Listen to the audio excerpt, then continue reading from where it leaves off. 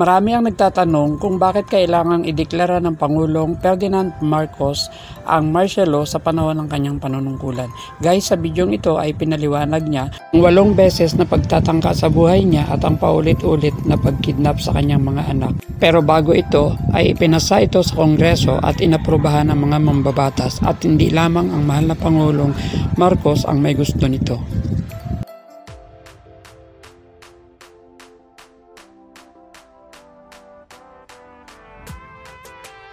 Our martial law is the American type, not the European type.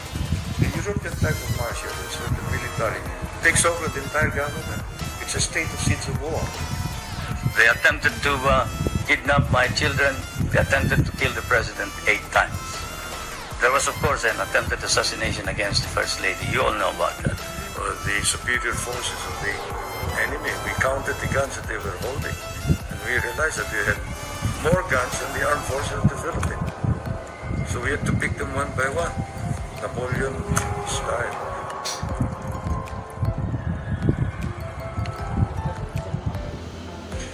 You know, when I proclaimed martial law, I didn't proclaim martial law alone. It is made to appear as if I just signed the decree and said, I impose martial law on each and every one of you. No. I asked the legislature to please pass a law proclaiming martial law because there was anarchy in the country.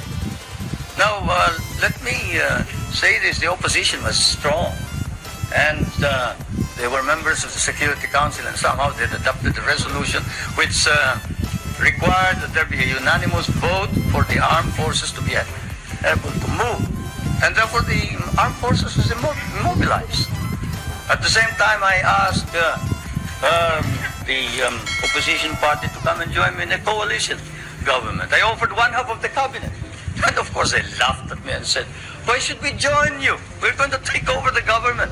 By the time you are through with the exercise, you're dead, politically and otherwise. So, and they refused to join me.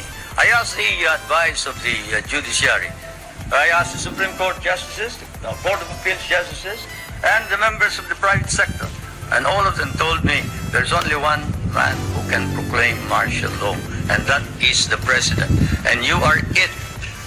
You are the only one who can proclaim martial law. This is why I must carry this particular mark in our history.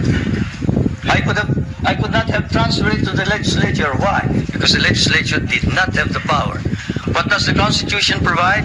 The President shall be the Commander-in-Chief of the Armed Forces of the Philippines, and he may order the armed forces out to quell any disorder, riot, rebellion, invasion, insurrection, and in case of invasion, insurrection, rebellion, or imminent danger thereof, when the public safety requires it, he may suspend the privilege of the writ of habeas corpus or proclaim martial law throughout the Philippines or any part thereof.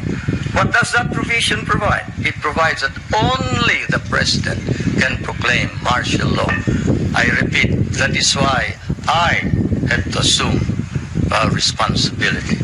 And I am not one for shirking duty. The people said there was necessity for proclaiming martial law. And the people said, you are the official who can proclaim martial law. So I proclaim martial law. And I sincerely believe that it was necessary to proclaim martial law to install order and stability because there was complete anarchy throughout the country at the time. Now, therefore, at that particular period, what was the status of our government? Our government was immobilized, impotent. The armed forces could not move out. The industry was not at all in any way moving. There was no income coming into government. Everybody was running away. They burned the U.S. partly burned the U.S. embassy, tried to burn it anyway. They tried to kidnap the American ambassador. American ambassador was by road, Ambassador by road. And they tried to kidnap our foreign minister Romulo, whom you just saw today.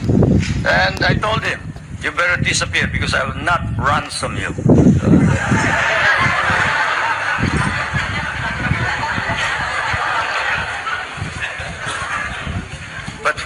facilities. They burned the Manila International Airport. They bombed the Supreme Court. They bombed the Constitutional Convention. They bombed the City Hall. They burned part of Malacanang Palace. They attempted to kidnap my children. They attempted to kill the president 8 times. There was, of course, an attempted assassination against the First Lady. You all know about that. And this required that I immediately act on it, and so I did. Mr. President, let me play the devil's advocate again. One of the critics, one of the key criticisms has been the more things change, the more they remain the same. That while you have lifted the semantic term martial law, you still maintain the power. You can still step in and do what you want. How do you answer that question? Of course not. On the contrary, the truth of the matter is that I now have transferred the power to legislate the Batasan Pambansa. They say, yes, but in case of an emergency, the president can exercise certain powers. Under the old constitution, that was just as true as it is now. Under Article 8, Section 15 of the Constitution, I'm going to start getting pedantic like a professor, the National Assembly can authorize me. Presumably, therefore, since I control the National Assembly, meaning our party is in control, I can get any kind of emergency powers from the National Assembly. So, whether it is one way or the other, it is a matter of style and intention. I don't intend to exercise any emergency powers without first giving the Batasan Pambansa or the National Assembly the opportunity and the right to rectify any errors, to meet any emergency, unless, again I say, you are suddenly met with revolution. If there is, I repeat, any sudden absurds of criminality that the Batasan cannot handle, but I won't exercise the power. I will. I have notified everybody. I will. Don't kid yourselves. I'm not going to allow all these advances and these changes, this progress to go down the drain. It would be a delusion to our people, and they would be so disappointed that they would be willing to take any leadership which can guarantee stability. We would like to have a parliament where there is full, free debate. Look, I grew up in an atmosphere of free debate. I love debate. I'd like to meet anybody who disagrees with me. I've said so repeatedly in the past, and I say so again. We want a parliament and a national assembly where all sectors of the community will have a chance to be heard through their representatives, and where, as your Justice Oliver Wendell Holmes has said, the truth may come out of the free trade of ideas. I believe that I am not alone. I believe that my generation is used to this kind of give and take.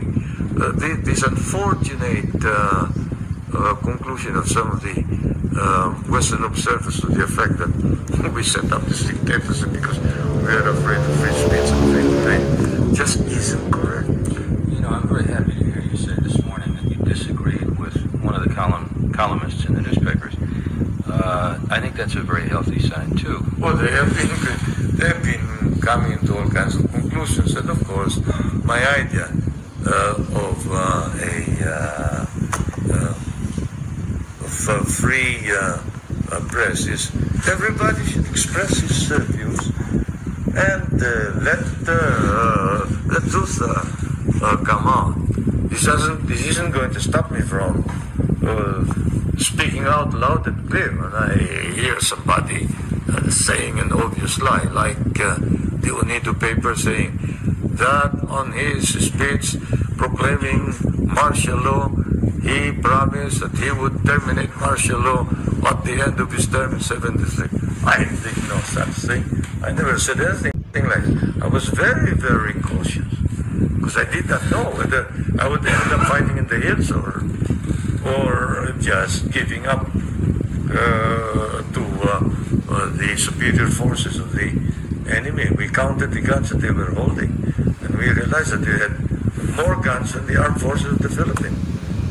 So we had to pick them one by one, Napoleon style, shades of Austerlitz and all that rock. That was the last question, but this brings up one more short. The military.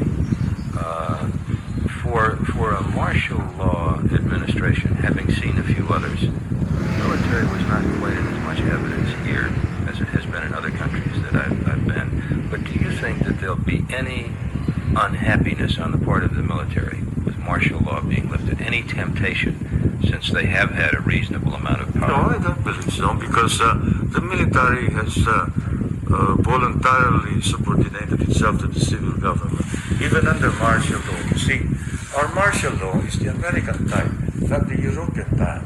The European type of martial law is where the military takes over the entire government. It's a state of siege of war. Whereas the American type, as explained by all your experts, Bordick and Willoughby and the rest, is when the civil government calls on the military and says, look, these are our decisions, will you enforce them?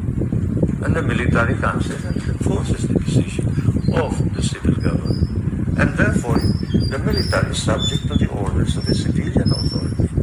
And this is fundamental in all constitutions, that they follow the Constitution, which, of course, ours is. And so, the military has been a balancing wheel, as it were. Never in the history of the military has it ever imagined or thought that it could take over the government, even forcibly, at any given time. And therefore, it has acquired a culture of its own, shall we say, a tradition that it recognizes the civil authority and it enforces the decisions of the civil authority. So they will not be unhappy, continuing as it is, subordinate to the civil authority.